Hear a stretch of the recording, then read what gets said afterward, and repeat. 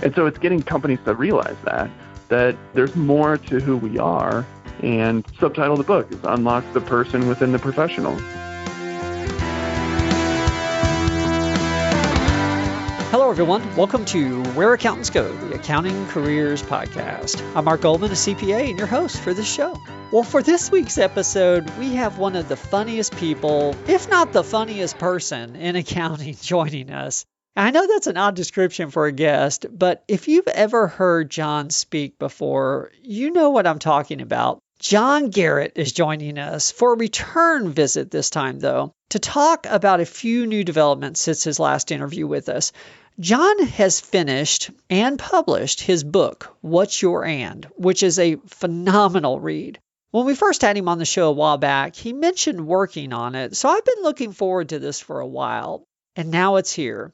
And I realize I'm going a little overboard, perhaps, in my enthusiasm for the book, but it truly is a great work of art. If you've heard John's own podcast by the same name, What's Your And, then you know he's all about letting your true self shine through in terms of being open about hobbies and outside of work interest. And this book is directly in line with that. But what I most appreciate about the book is that it's more than just a collection of stories. He sprinkles in the stories throughout the book, but it's really a book about how more openness about our hobbies and outside interests can lead to a more productive and, frankly, simply a happier workplace. He really did a good job on this. I definitely picked some insights up from What's Your And. I really enjoyed reading it. And also, though, in this episode, of course, we're going to revisit how John transformed from an accountant, like we all start out to be, into a professional speaker and workplace consultant through his comedy. John has a very interesting story. If you do enjoy and learn something from this episode, I know I mentioned this a lot, but please share it out. That's how we gain new listeners, and that just frankly makes it even more fun to produce the show. We really appreciate it when people share out the program. And if John's book sounds interesting to you, make sure you check that out on Amazon as well. It's an easy read, but it's much deeper than you would think. I think you'll really enjoy it. This is also generally where I may mention my own books, but I think I'll skip that for this week. I want all the attention to be on John. He really did a great job on this book, What's Your And? Well, with that, let's go ahead and get started with the actual interview with John. Here's John Garrett.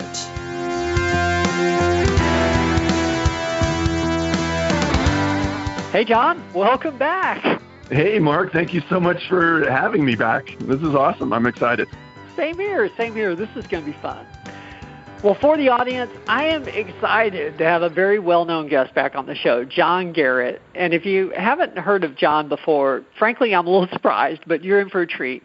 John is an accountant turned comedian. And I should say a successful comedian because there's probably a few of us that tried that. It didn't work out too well. But John's a very well-known speaker. He hosts his own podcast, and he even got some formal recognition last year as one of the most influential people in accounting. I asked him back on the show as well because now he's a published author. His first book has just been released, and that makes for definitely a unique guest for us. I think we're going to have a lot of fun with this. John, seriously, thank you so much for coming back on the show. No, you're the one who picked up and answered. So thank you, man. Thank you. No, this is going to be great. Wonderful. Well, it has been about 2 years since you were last on the program, and I'm not sure everyone heard that episode back then because obviously listeners trickle in, that kind of thing. So let's start at the beginning. We know that you do something a lot different now, but you really did start as an accountant. So how did you initially decide to pursue accounting in the first place? Tell us about those early years.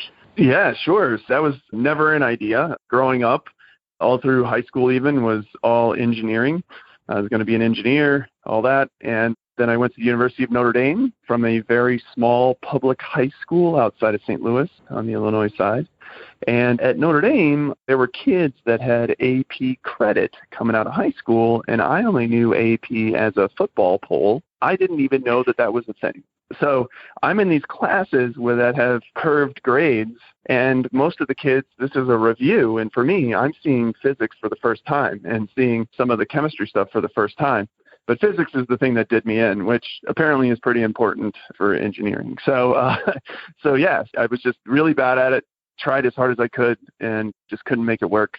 And so then switched to business, for my sophomore year, switched to business. And then in there, your sophomore year, you take a little bit of accounting, a little bit of finance, a little bit of, it was MIS at the time, Management Information Systems, and then a little bit of marketing.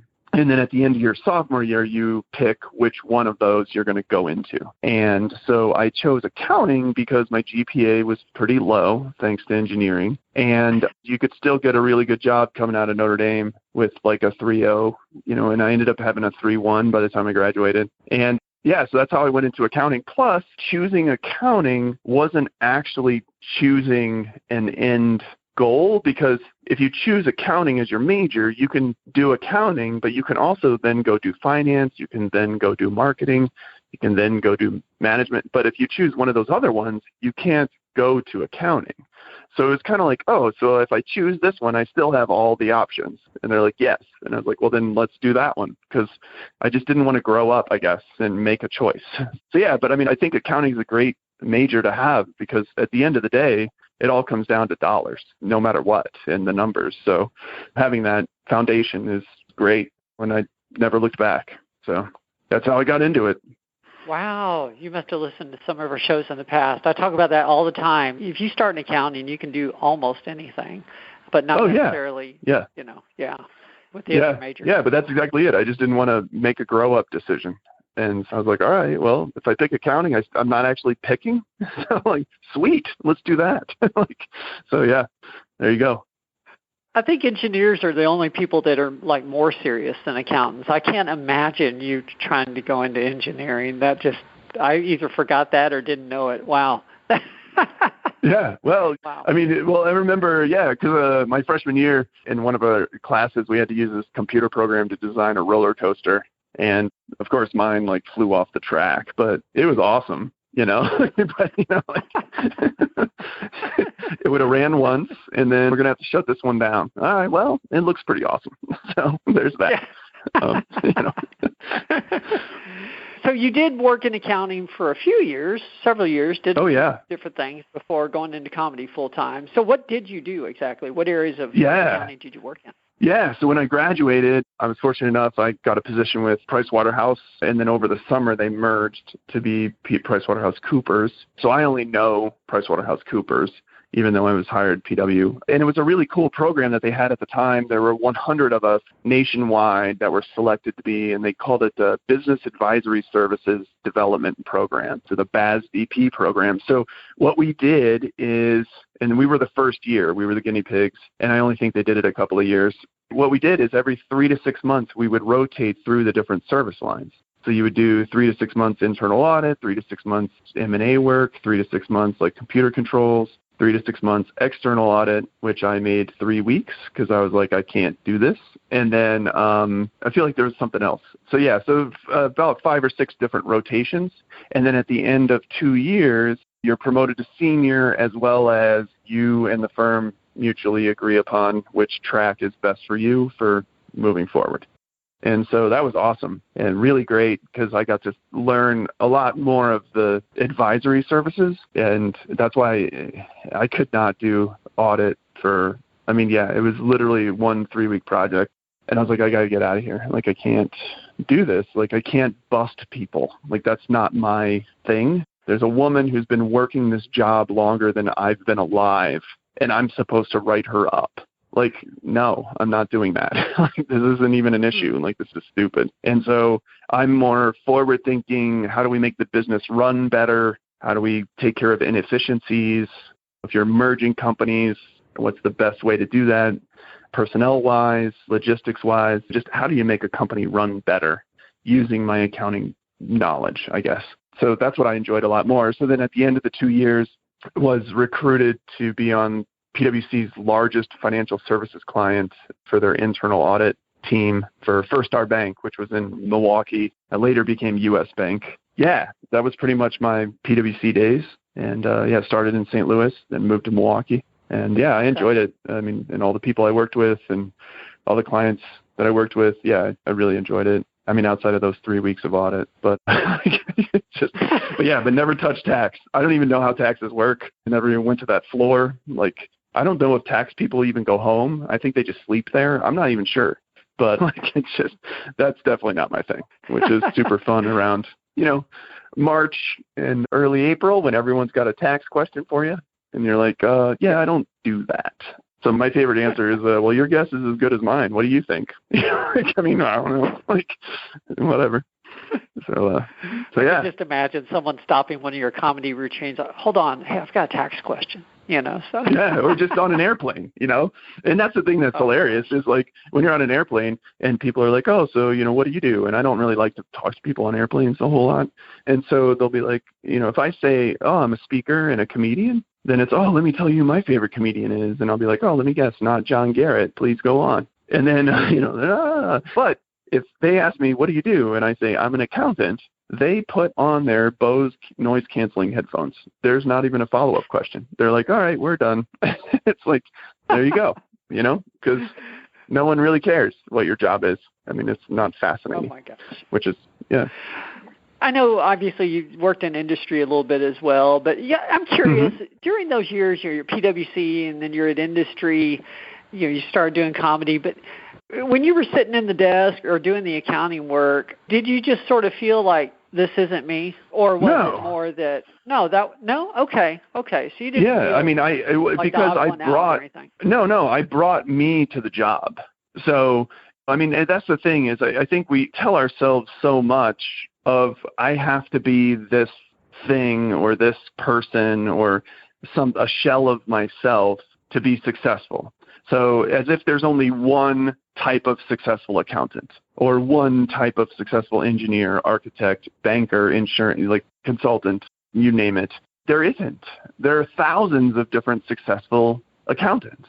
And so be you. You're the manager, you're the partner, you're the CFO, you're the senior analyst. Done. Like, you don't have to pretend to be what you thought a manager's supposed to be because you watched a TV show when you were a kid. And no, you're the manager. Be you. And so, like, I brought me to work. I mean, and as long as, like, in the book, I define professionalism as pretty vague. So I think it's more important to define unprofessional. And so everything's fair game up until you inhibit someone else's ability to do their job.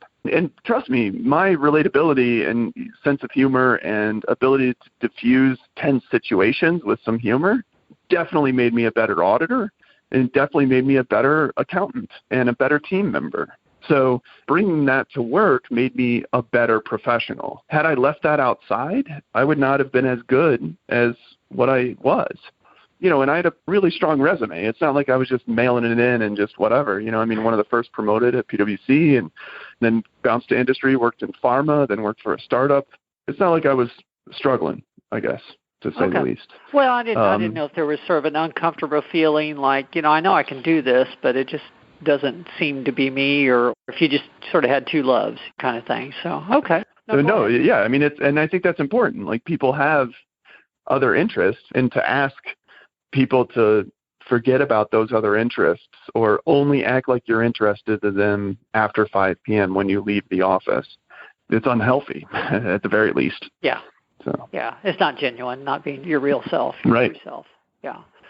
So how did you get into comedy?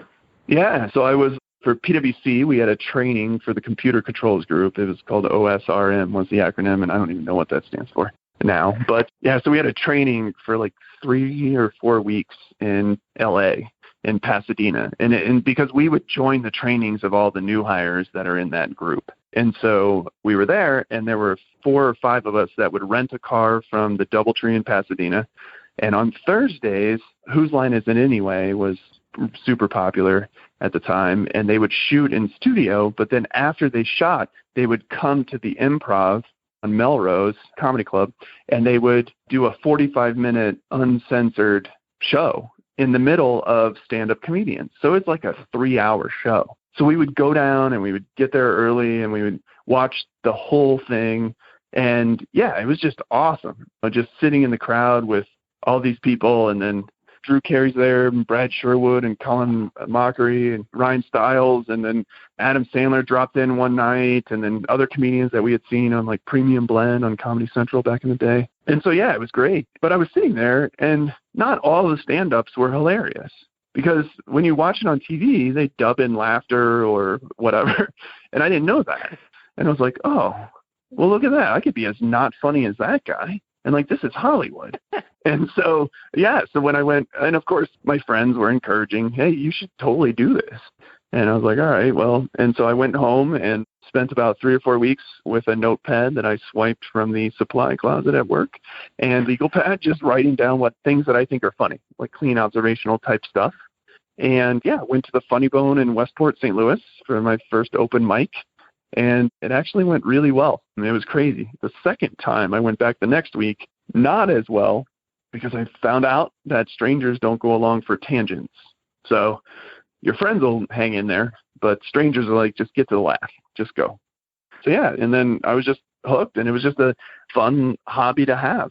It's a creative outlet and something to exercise the brain and a challenge, and that's how I looked at it.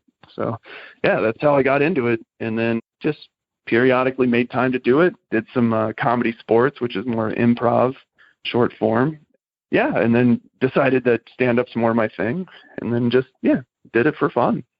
At what point did you decide I'm comfortable enough to quit my full-time job? Or maybe right, my full-time yeah. break? I'm not sure I ever got there, Mark. I'm still not there. I'm not sure if I'm comfortable with that decision. It's scary out here. It's super scary. It's like being in outer space, but without a mask, where you're like, I don't even know. But yeah, it's hard. And one thing that I truly advocate and tell everyone is do not quit your job to follow your passion. Like, I know I did, but do not. And because 2 reasons. One, it's wicked hard, and you don't have a steady paycheck or benefits or even know where to go because there's no career path. And number 2 is you're probably not that great at it. That's why it's a hobby. Keep it a hobby. I mean, to make a living at it is really hard. And then it goes from fun to, oh, man, I have to do this now because I have to eat and pay my mortgage. It's really hard. And if a stranger like me can tell you to not do that and then you don't, then you never would have made it because it is so hard. Every single day I get punched in the face. So it's funny when I talk to people that are looking for jobs and they're like, yeah, I emailed them and they just never got back to me. I'm like, that's me 100 times a day. So like when you're looking for, like I'm looking for jobs all the time. And, most people look for a job and then they get it and then they're fine. It's like, no, I'm always having to look for jobs.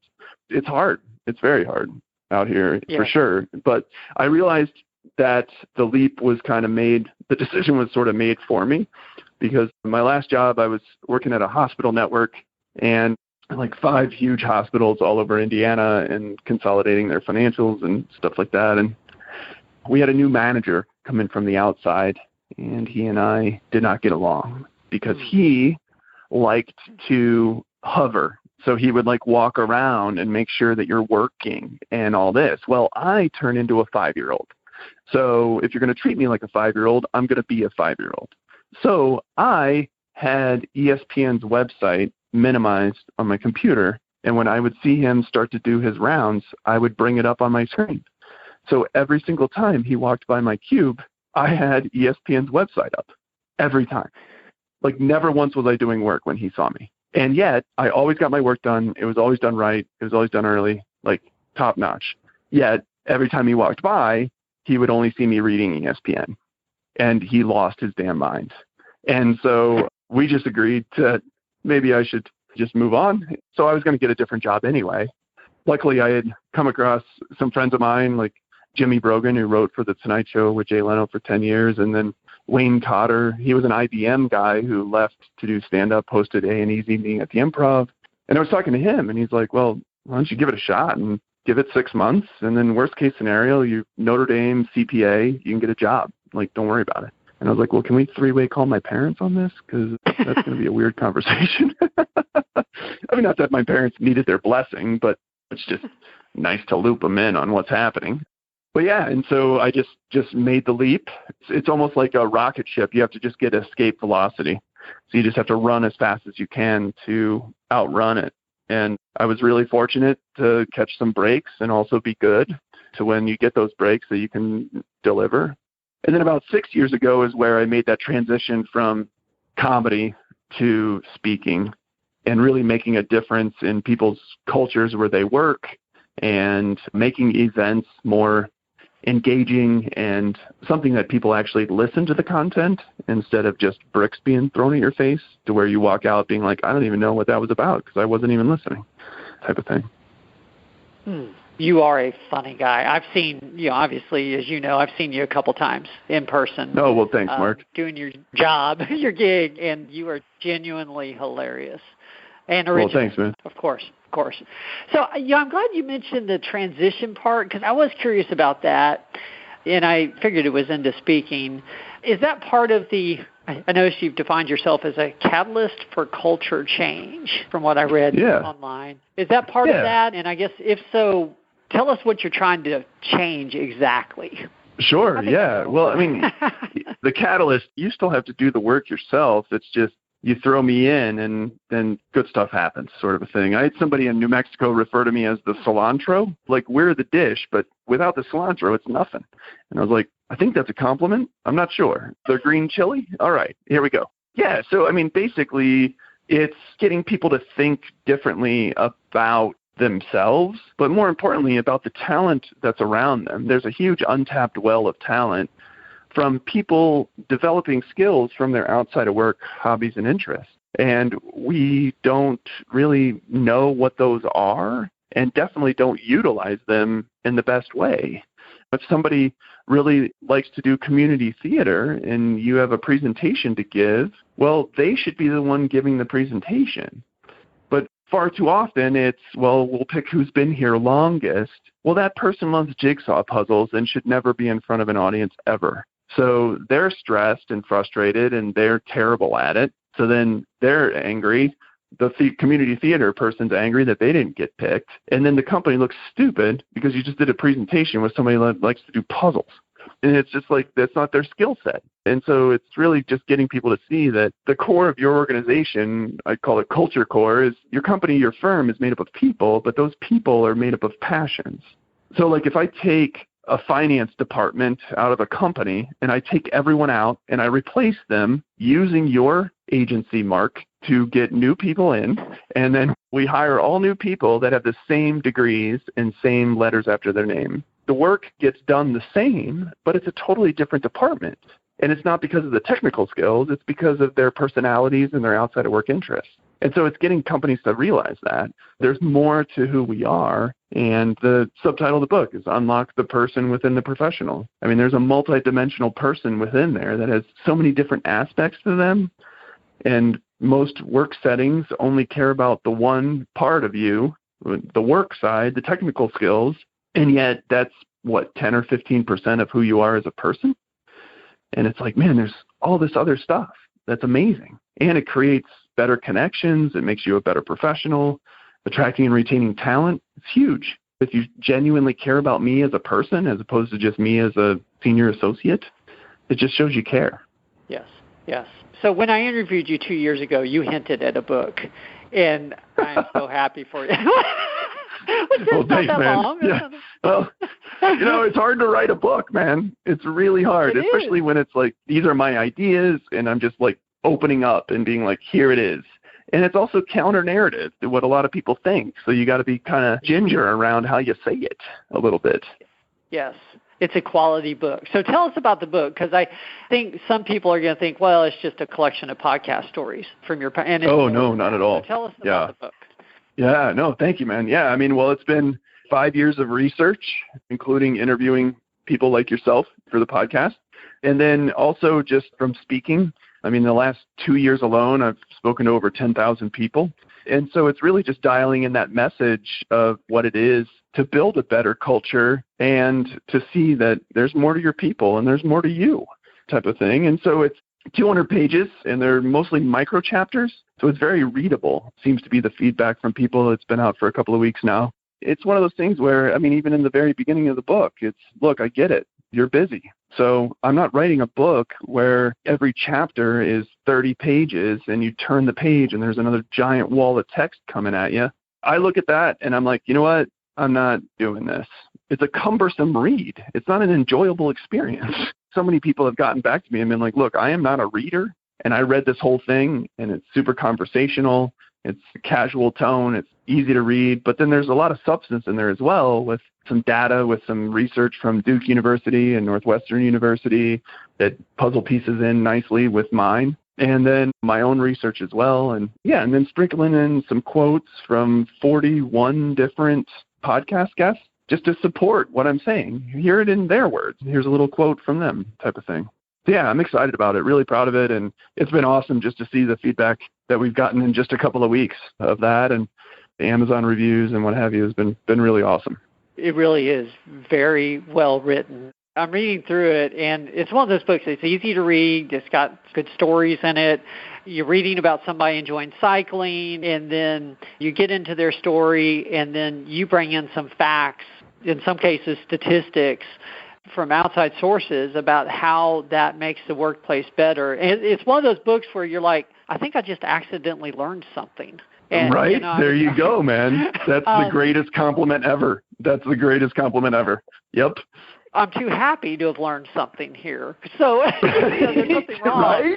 Right? Because we've all been trained that learning is painful, you know, at school's hard and not fun. And then CPE, good God. Does anyone ever look forward to CPE? Like nobody.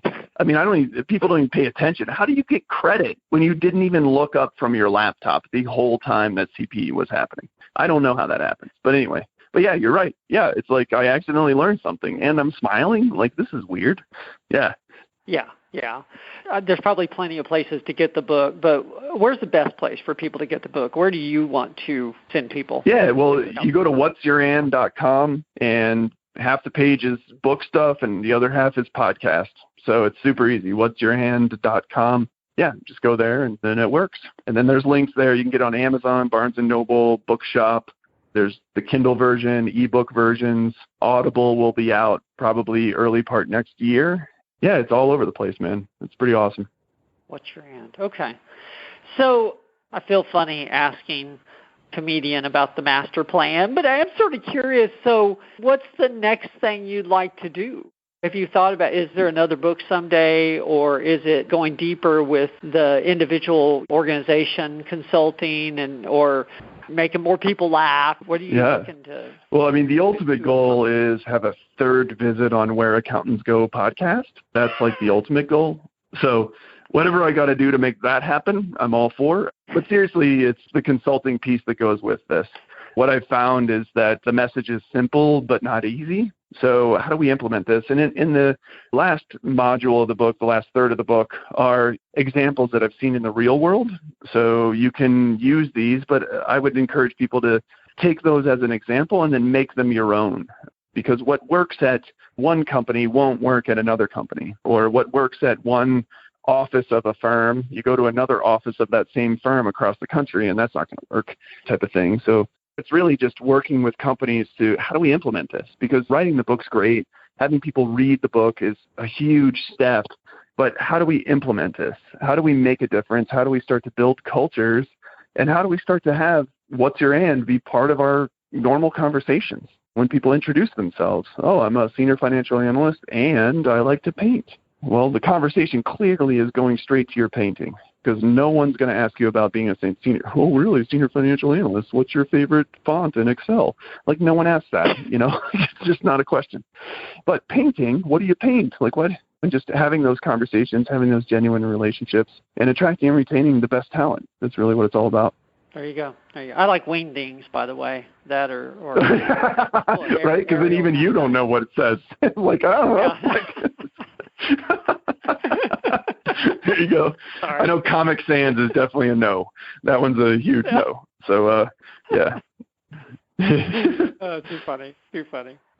Well, I can't let you off the hook and not ask you the final three questions that I ask every guest. So we probably better get to that. We're starting to run close on time.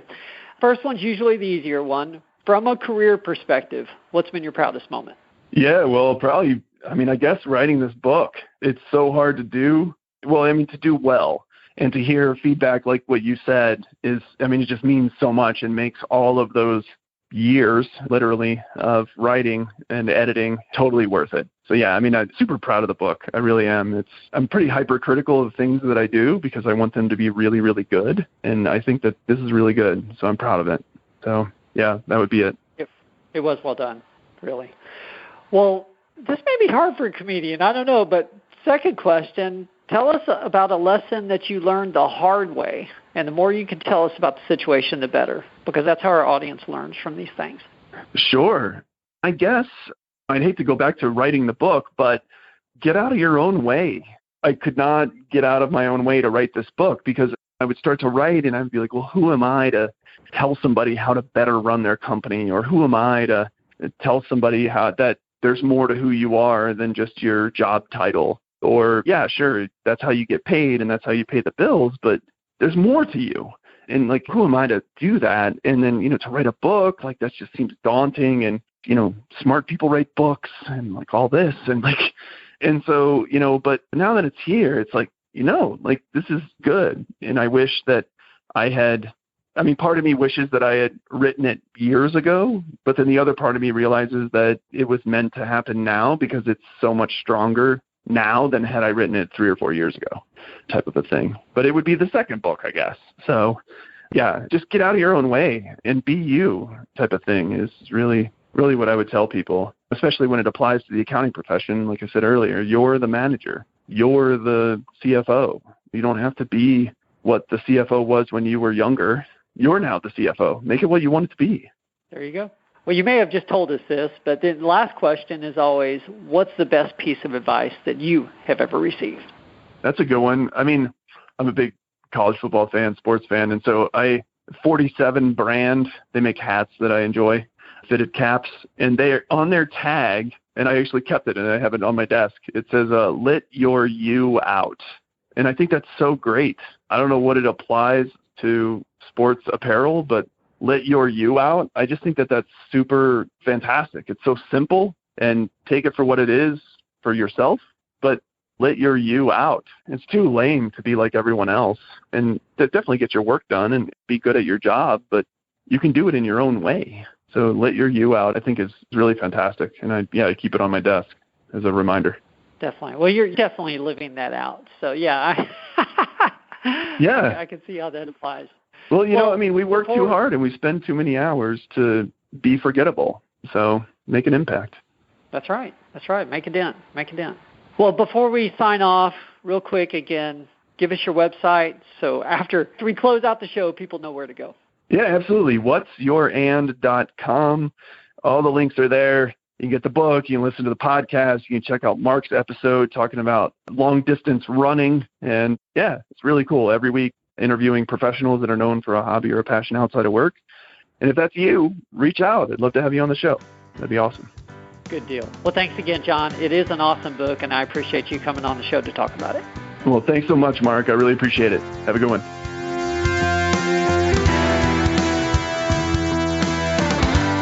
Well, that was my interview, or my re-interview, with John Garrett. And like I mentioned, he's a really funny guy. I always enjoy my conversations with John, and I hope you enjoyed this one as well. If you do get a chance, if it sounded even remotely interesting, please check out John's book on Amazon. You won't be disappointed. It's called What's Your And?